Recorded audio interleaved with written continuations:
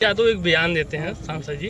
उन्होंने कहा कि जो बसपा को वोट देगा वोट खराब हो जाएगा। वो छोड़िए, तो अखिलेश यादव जी को क्या कहेंगे? अखिलेश यादव के बयान पर मैं कुछ करना नहीं चाहता। कभी वक्त आएगा तो कह दूंगा, सबका सिर नीचा हो जाएगा। ठीक है, मैं जौनपुर की जनता मुझे जिताएगी। जब भी मैं किसी से मिलता हूँ और जहाँ तक मेरी बात पहुँचती है वो मेरे साथ खड़ा होता है। 4 साल जेल में रह के आया वो आदमी अब बेल पर है, समझ रहे नहीं? आगे भी जेल जाना है और जिस दिन जेल चला जाएगा उसकी सदस्यता भी निरस्त हो जाएगी। तो मैं तो यहाँ के लोगों को यही कहना चाहता हूँ कि हे जनता, जौनपुर की महान जनता हो, तुम शिक्षित हो, तुम बुद्धिमान हो, तुम इंटेलिजेंसिया क्लास के हो। जौनपुर साथियों नमस्कार, इस वक्त आप देख रहे हैं इंडियन न्यूज डे और इस वक्त मैं जौनपुर में हूं और वर्तमान सांसद और कहा जाए तो वर्तमान प्रत्याशी बसपा से हमारे साथ मौजूद हैं श्याम सिंह यादव जी हैं। श्याम सिंह भैया जीत के आएंगे, लेकिन जिस तरीके से आप यहाँ जनसभा को संबोधित कर रहे थे, अपने कामों को गिना रहे थे, बहुत सारे कामों को आपने गिनाया और आपके समर्थक लोगों ने गिनाया, लेकिन बहुत सारे लोग आरोप लगाते हैं। मैंने तो आज आके देखा कि बहुत सारा आपने काम किया है, लेकिन उन लोगों को क्या संदेश देंगे, कहेंगे जो कहते हैं कि काम ही नहीं हुआ? जितना काम मैंने आपका लिस्ट पर कम से कम समय में किया, केवल 2 साल के पैसे में किया, उससे ज़्यादा CSR फंड से किया, तो मैं तो समझता हूँ कि मुझके मेरे पहले किसी ने किया नहीं।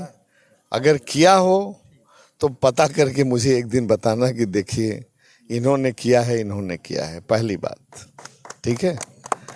मैंने एक लिस्ट देख रहा था, भारत के ऐसे दूसरे सांसद आप हैं पूरे भारत के कि मतलब सबसे ज़्यादा वहाँ पे आपने प्रेजेंट किया है, कहा जाए तो आपने कोई भी अब्सेंट नहीं किया है और जौनपुर के मुद्दों को उठाया है। फिर ये लोग कैसे मतलब हावी हो गए कि आपको बदनाम करने के लिए? सांसद जी देखिए, पार्लियामेंट में जितने सेशन चले 17वीं लोकसभा में केवल मेरी 2 गैर हाजिरी हुई।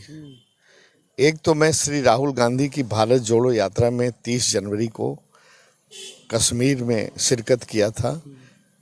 31 जनवरी को वो चार्टर प्लेन आना था, लेकिन श्रीनगर में इतनी बारिश हुई, इतने ओले पड़े, इतना ख़राब मौसम हुआ कि पूरे 31 जनवरी को कोई भी प्लेन उड़ नहीं सका और 31 जनवरी से ही मेरा सेशन था। तो एक तो मेरी गैर हाजिरी वो हुई। दूसरी, मैं अपने दोस्त की लड़की की शादी अटेंड करने इंग्लैंड गया था शनिवार और रविवार की 2 दिन की छुट्टी में, और मंडे को मेरा प्लेन लेट हो गया इसलिए वो दूसरी गैर हाजिरी हुई। नहीं तो अगर मेरे बस में होता तो वो भी नहीं होती, 100% होता। तो एक हमारे माननीय सांसद जी ऐसे निकले जिनकी एक भी गैर हाजिरी नहीं। तो मैं पूरे देश के सांसदों में जो MP सेशन अटेंड करने की जो हाजिरी थी उसमें दूसरा हो गया।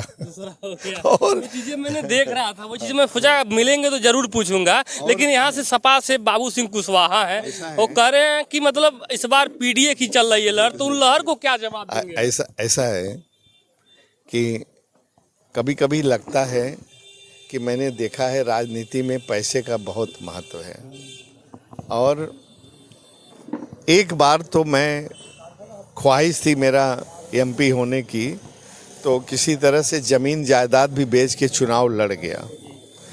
दूसरी बार मैं चुनाव लड़ना नहीं चाहता था, लेकिन माननीय बहन जी ने एकाएक जिस दिन नॉमिनेशन की आखिरी तारीख थी, उस दिन 5 मई की रात को मुझे टेलीफोन करके बोला कि आपको चुनाव, पैसे की भी व्यवस्था नहीं, तमाम मेंटल एटीट्यूड भी नहीं था, उसके लिए तमाम तैयारी करनी होती है, लेकिन मैंने उनके आदेश को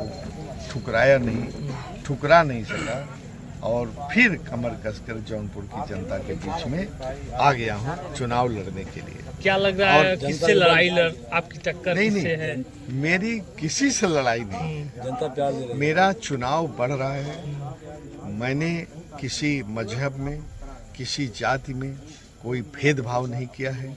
जो भी मेरे पास आया, चाहे मुसलमान हो, चाहे ब्राह्मण हो, चाहे ठाकुर हो, चाहे यादव हो, चाहे कुर्मी हो, चाहे अनुसूचित जाति हो, चाहे निषाद हो, चाहे कुम्हार हो, मौर्य हो, कोयरी हो, लोहार हो, चाहे कोई भी जाति का हो, मैंने किसी को भेदभाव नहीं किया, सबका काम किया। सर लास्ट में एक सवाल आपसे है, क्योंकि और जो लोग कहते हैं मेरे खिलाफ, या तो वो जानते नहीं हैं, आप लोगों को बताना है उसको।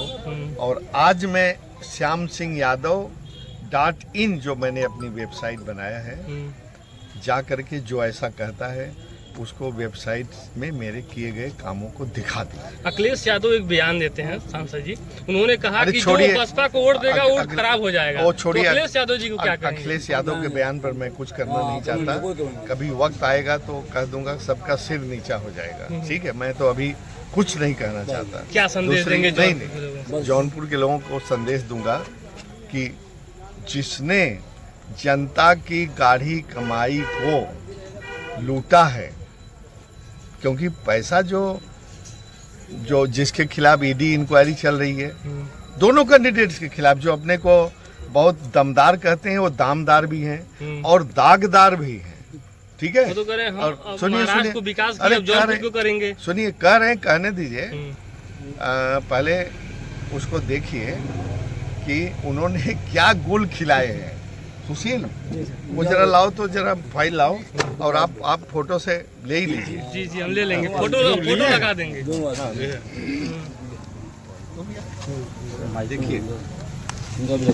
देखिए ये फोटो ले लीजिए।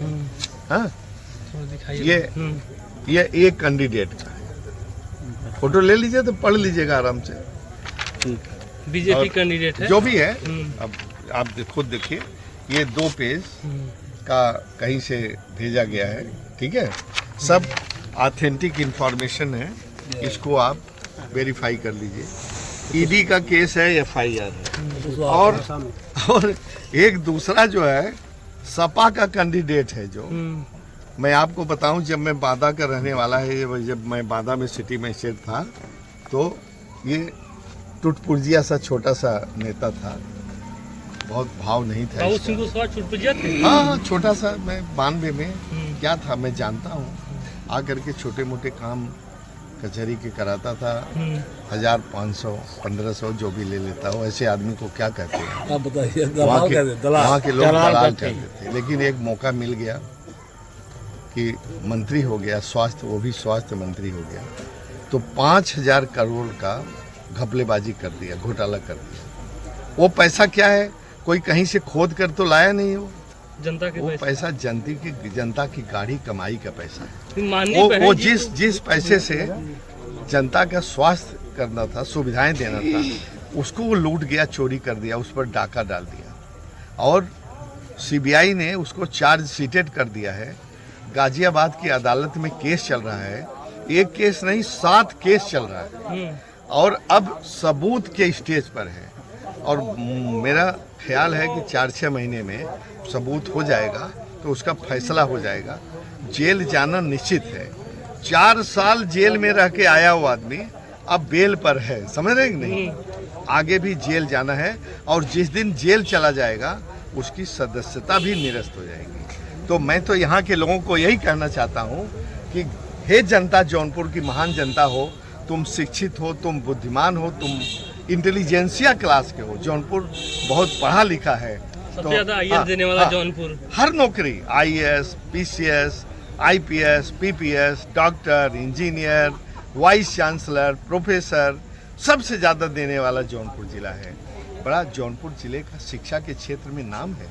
अगर ऐसे घोटालेबाजों को चुन दिया तो जौनपुर की इमेज पर खतरा है, मैं आपको बताऊं। और खुलेआम मैं कहता हूं कि एक तरफ वो लोग हैं और एक तरफ श्याम सिंह यादव। कहेंगे क्या प्रूफ है कि मतलब आप करें? अरे ये तो ठीक है, करप्शन का 5,000 करोड़ का है, क्यों नहीं प्रूफ? लेकिन ये कैसी गोपनीयता है कि जल्द ही चले जाएंगे?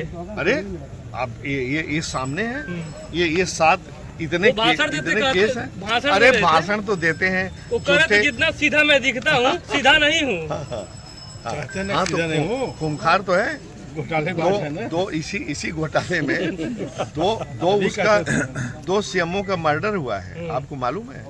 और देखिए ये 9 पर है, 9 पर, ये इस पेज के 9 पर है।